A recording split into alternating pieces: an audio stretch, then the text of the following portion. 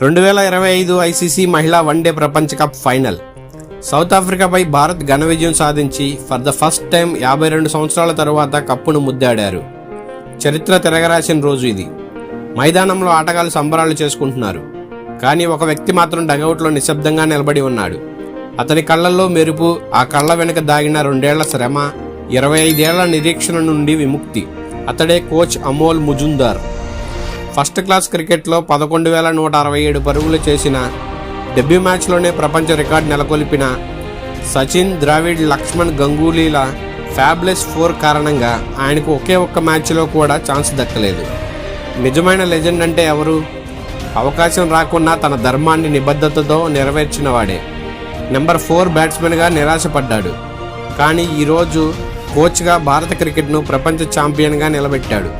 భారత క్రికెట్లో రాంగ్ ఎరా లెజెండ్గా మిగిలిపోయిన అమోల్ ముజుందార్.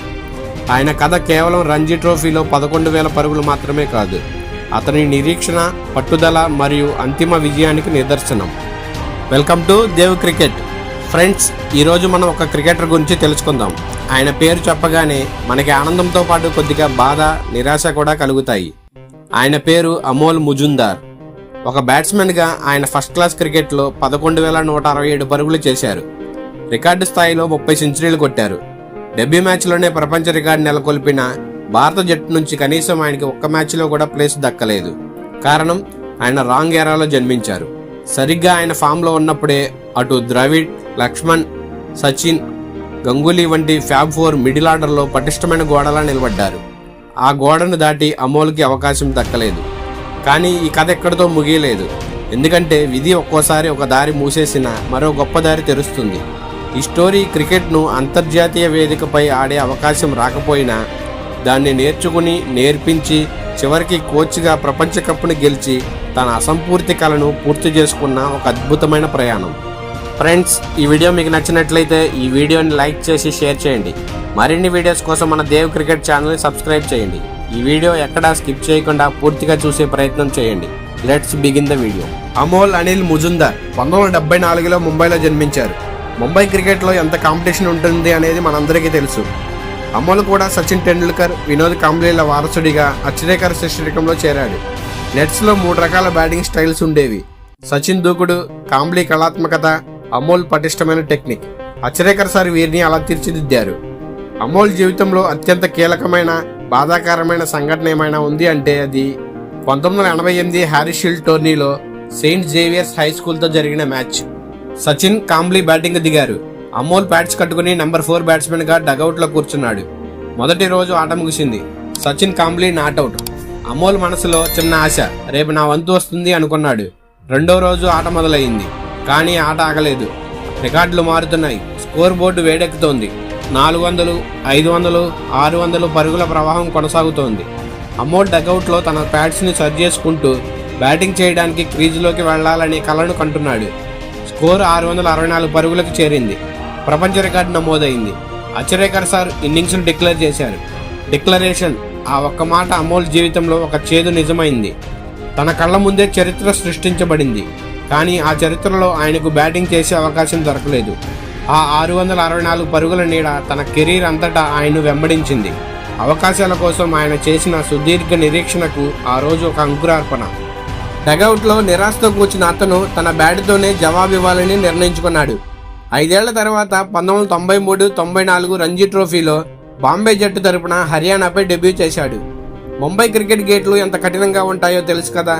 కానీ అమోల్ ఆ గేట్లను ఒకే ఇన్నింగ్స్తో బద్దలు కొట్టాడు. డెబ్యూ మ్యాచ్లో బ్యాటింగ్ దిగిన అతను తన టెక్నిక్, పట్టుదలతో హర్యానా బౌలర్లను ఉక్కిరిబిక్కిరి చేశాడు. ఒక యువకుడిలో కనిపించిన మెచ్యూరిటీ ఆయన ఆటలో స్పష్టంగా కనిపించింది. సాధారణంగా డెబ్యూ ఆటగాడు సెంచరీ చేస్తే చాలు, తన స్థానం పదిలమవుతుంది. కానీ అమోల్ 100తో ఆగలేదు. 200 మార్కును కూడా దాటిన ఆయన చివరికి 260 పరుగులు నాటౌట్గా నిలిచాడు. ఫస్ట్ క్లాస్ క్రికెట్ చరిత్రలో డెబ్యూ మ్యాచ్లో అత్యధిక స్కోరు చేసిన ప్రపంచ రికార్డు అది. 2018 వరకు ఆయన రికార్డు చెక్కు చెదరలేదు. ఆ రోజు క్రికెట్ పండితులందరూ ఒకటే మాట అన్నారు, భారత క్రికెట్కు కొత్త స్టార్ దొరికేశాడు. సచిన్, కాంబ్లీతో పాటు అమోల్ కూడా ప్రపంచాన్ని ఏలడం ఖాయం అని.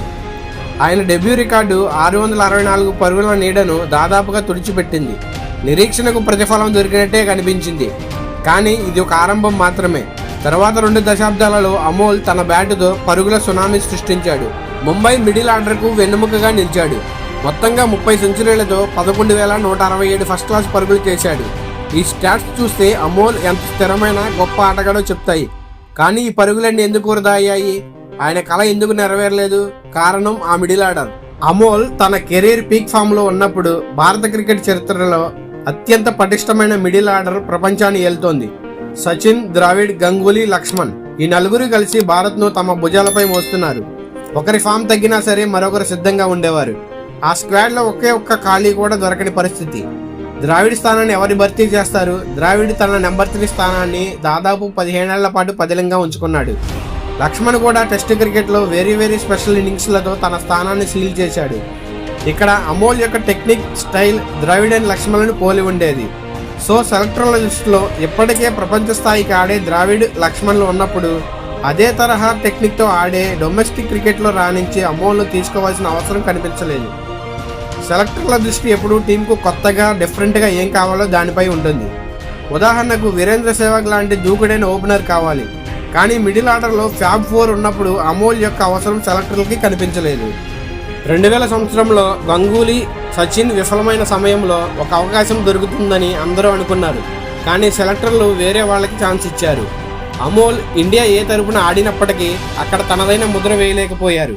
ముఖ్యంగా న్యూజిలాండ్తో జరిగిన ఒక సిరీస్లో ఆయన బ్యాట్ నుంచి పరుగులు రాకపోవడంతో ఆ అవకాశం దారి తప్పింది. ఇది కేవలం అమోల్ దురదృష్టం కాదు, ఇది క్రికెట్ చరిత్రలో ఒక విషాదం.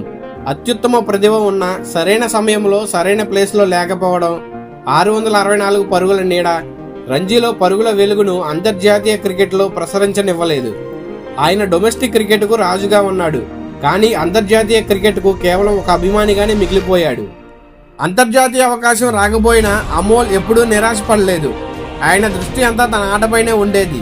1990 నుండి 2000 మధ్య కాలంలో అమోల్ ముంబై టీంకు బ్యాక్ బోన్లా నిలిచాడు. అజిత్ అగార్కర్, జహీర్ ఖాన్ వంటి ఆటగాళ్లు డొమెస్టిక్ క్రికెట్లో కొత్తగా వచ్చినప్పుడు వారికి ఒక గురువులాగా, మార్గదర్శిలా ఉండేవాడు. ముంబై తరపున 8 రంజీ టైటిల్స్ గెలిచిన టీంలో అతను టీం మెంబర్. 2006-07 సీజన్లో ముంబై కెప్టెన్గా ఫైనల్కు నడిపించారు. యంగ్ రోహిత్ శర్మ ఆ రోజుల్లోనే అమోల్ నాయకత్వంలో ఆడాడు. ఈ అనుభవం ఆయనను కోచ్గా తీర్చిదిద్దింది. ముంబై టీంలో కొత్త ఆటగాళ్లకు అవకాశం ఇవ్వాలనే ఉద్దేశంతో అమోల్ తన ప్రియమైన ముంబై జట్టును వదిలి వెళ్లాల్సి వచ్చింది. ఆ నిర్ణయం ఎంత కష్టమైందో ఆయన మాటల్లోనే వినాలి. అస్సాం, ఆంధ్రప్రదేశ్లకు ఆడినప్పటికీ ఆయన స్థిరత్వం చెక్కు చెదరలేదు. ఆయన ఆ జట్లకు ఆడిన ప్రతి మ్యాచ్ ఒక కోచింగ్ సెషన్లా ఉండేది. యువకులకు విలువైన సలహాలు ఇస్తూ వారిని ప్రోత్సహిస్తూ ఆడారు.